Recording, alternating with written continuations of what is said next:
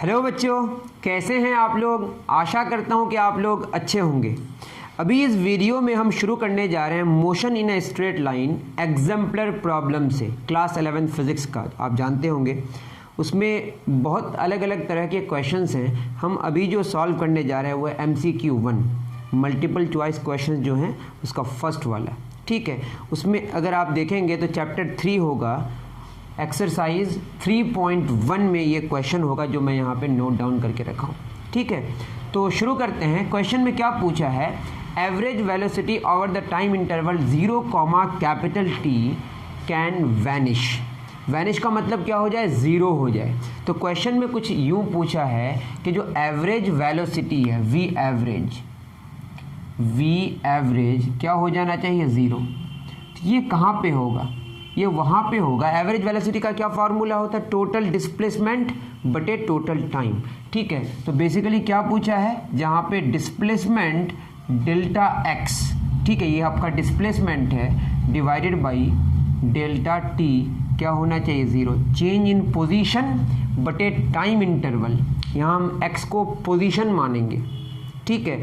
आपकी किताब में कहीं डिस्प्लेसमेंट भी माना है, अभी मैं इसको क्या मान के बात कर रहा हूँ, पोजीशन, ठीक है। यहाँ पे हम वो कर दें एक्स और टी, यहाँ पे टी है और एक्स है, टी है और एक्स है, ठीक। तो चार ग्राफ्स में है, इसमें बोलना है कि किस में डेल्टा एक्स 0, टी, ये एक इम्पॉर्टेंट बात है, ये 0, टी में, ठीक है, क्या हो जाए, ज़ीरो हो जाए। दैट मीन्स क्या होगा बताइए, delta x is equal to 0। तो बेसिकली ये 0 इंटू डेल्टा क्या होगा, 0।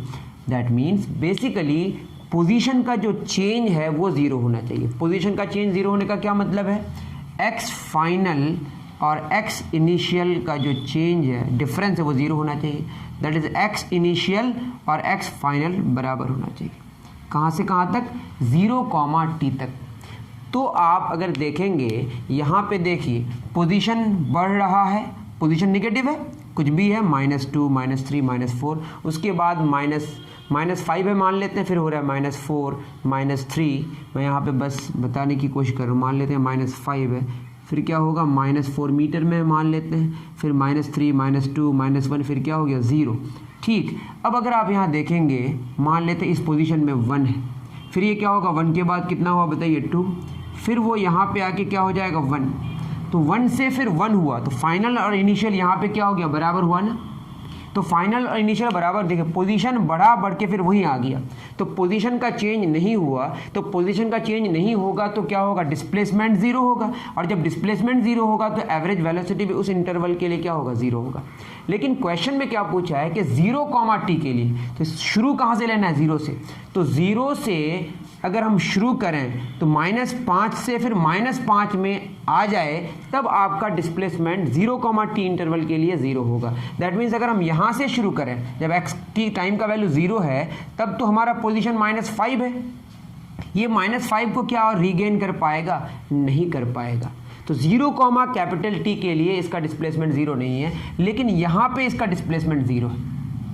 चलते हैं सी में देखिए पोजीशन तो घट ही रहा है ना, जब पोजीशन घटते ही जाएगा तो वो अपने पोजीशन को रिगेन तो नहीं कर पाएगा। दैट मीन्स डिस्प्लेसमेंट यहाँ कहीं पे भी 0 नहीं होगा। यहाँ पोजीशन क्या होते जा रहा है, बढ़ते जा रहा है, तो यहाँ पे भी डिस्प्लेसमेंट 0 होने का चांस नहीं है। यहाँ पे डिस्प्लेसमेंट 0 होगा, लेकिन 0, टी के लिए नहीं होगा। क्यों, क्योंकि 0, टी के लिए ही वैनिश के बारे में आपको पूछा है, ठीक है। यहाँ से यहाँ तक आपका डिस्प्लेसमेंट तो 0 हो जाएगा, क्यों, क्योंकि पोजीशन चेंज नहीं होगा, पोजीशन बढ़ के फिर घट गया।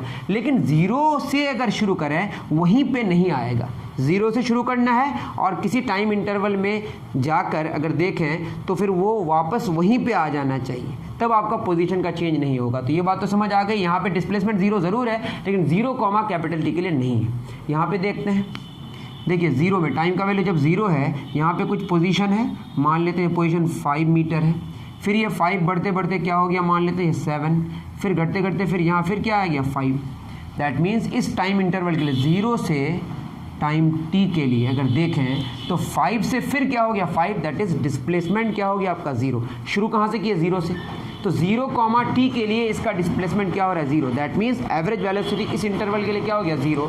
दैट इज एवरेज वेलोसिटी क्या हो गया, वैनिश हो गया। इसमें क्यों नहीं हुआ, इसमें डिस्प्लेसमेंट 0 हुआ लेकिन 0 कैपिटल टी टाइम इंटरवल के लिए आपका नहीं हुआ। ठीक है, इसका ख्याल रखें। तो हो सकता है कि आपको कन्फ्यूज़न हो कि ए आंसर होगा, ए नहीं होगा, सिर्फ और सिर्फ क्या आंसर होगा, बी। तो मुझे लगता है कि आपको बात समझ आई होगी कि डिस्प्लेसमेंट फर्स्ट केस में 0 है और सेकंड केस में 0 है। That means average velocity first और सेकंड दोनों में 0 होगा एक इंटरवल में, लेकिन 0 से अगर शुरू करें तो सिर्फ किस में होगा, बी में होगा। उम्मीद करता हूं कि आपको ये वीडियो सॉल्यूशन जो मैंने दिया समझ आया होगा। मिलते हैं नेक्स्ट वीडियो में। Thank you very much.